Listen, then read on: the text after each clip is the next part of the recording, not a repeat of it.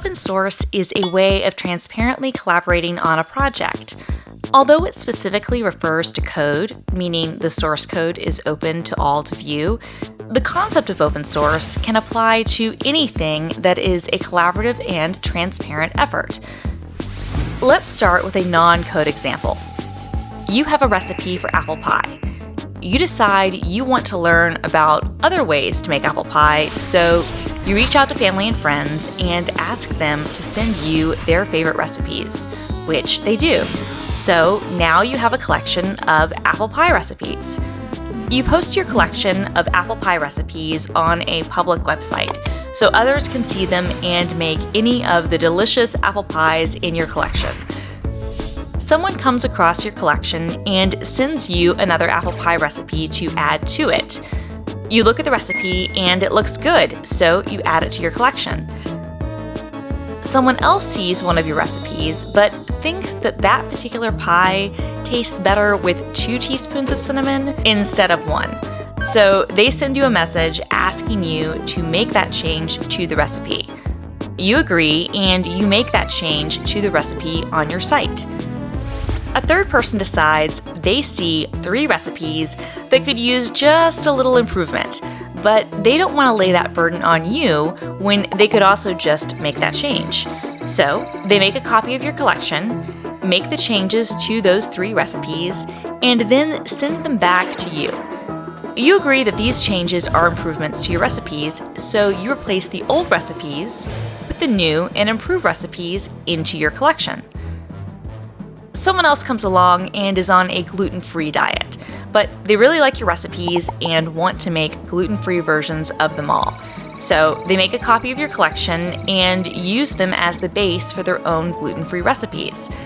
This new gluten-free recipe collection lives on their website now, and any changes to them won't go back to your original versions.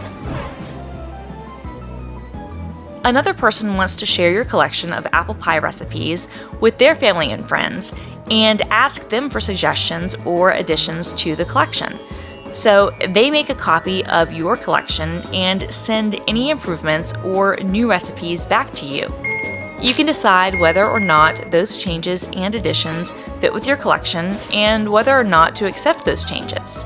Because there is a chance that 2 people would be suggesting changes to the same recipe at the same time, there has to be a way to keep track of what those different changes are. Maybe you want to add in one of the changes but not the other. In order to give you control over what you add or what you don't add to your collection, anyone sending you changes has to keep their changes in a separate recipe box. That way, you can look at each box one at a time. Congratulations, you've just open sourced. Now, let's translate these scenarios into the GitHub flow as if this was code.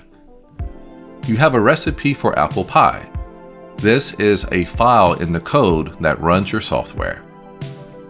You decide you want to learn about other ways to make apple pie, so you reach out to family and friends and ask them to send you their favorite recipes, which they do.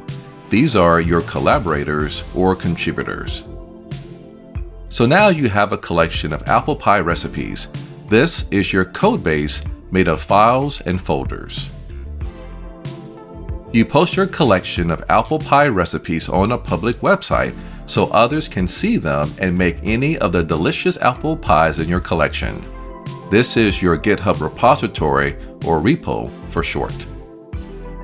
Someone comes across your collection and sends you another apple pie recipe to add to it. The new recipe, or file, is called a commit, and the suggestion to add it would be a pull request.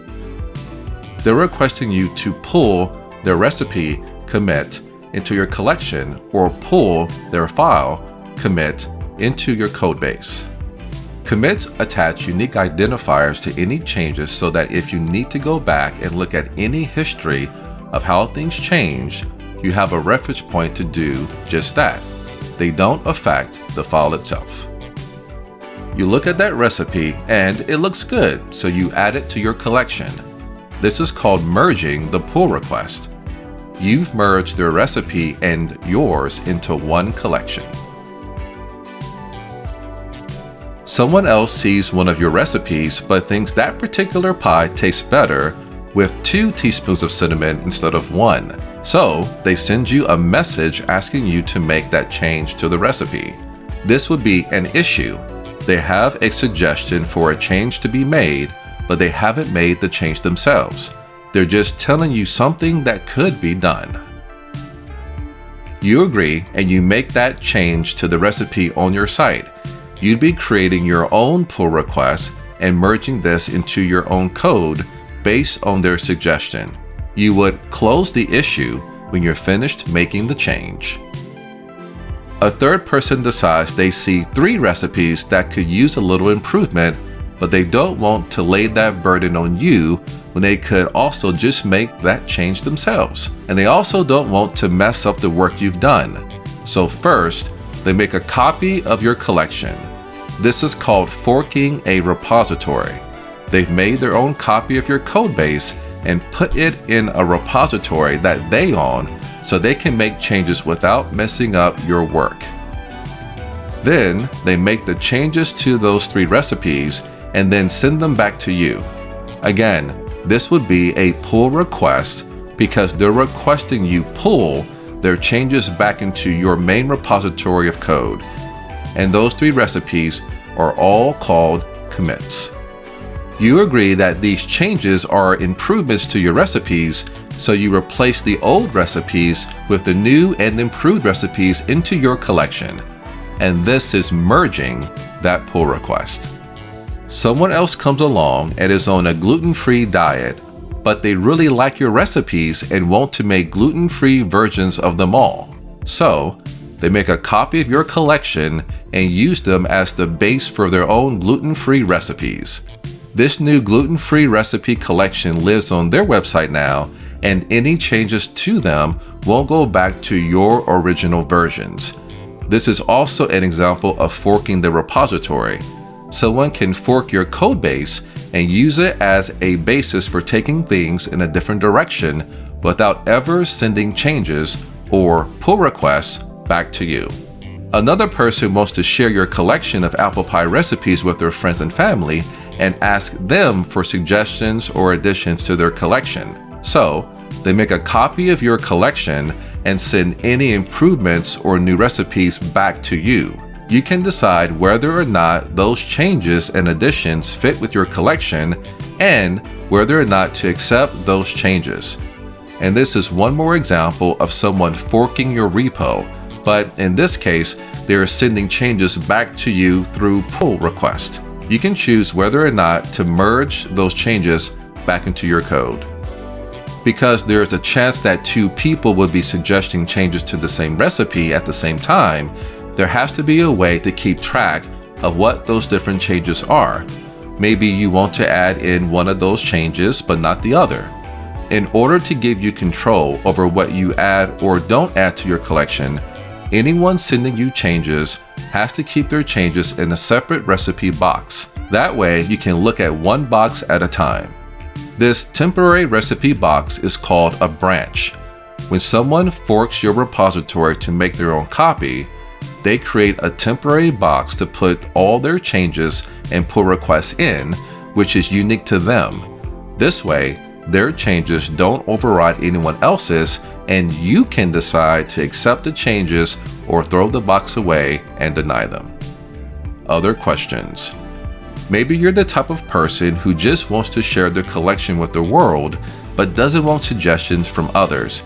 Would this be considered open source? Yes! Not all projects are open to contributions from everyone. Some are open to only a handful of trusted collaborators. Some aren't open at all. But because the source is open, it's considered an open source project. What if someone sends you a picture of the apple pie they made and you decide you want to use it on your website? Is this considered an open source contribution? Yes. Not all contributions are related to code, or in our case, recipes. Contributions can come in a variety of ways, from helping close out issues, answering questions, designing visuals for the project, writing how-to guides, or many other things. All In is an open source community, and we value contributions of all kinds. I want to see this in practice, but how can I? You can! This is an old repo, but it is based on this recipe idea, except with tacos. You can find it here, https://github.com/dansinker/tacofancy.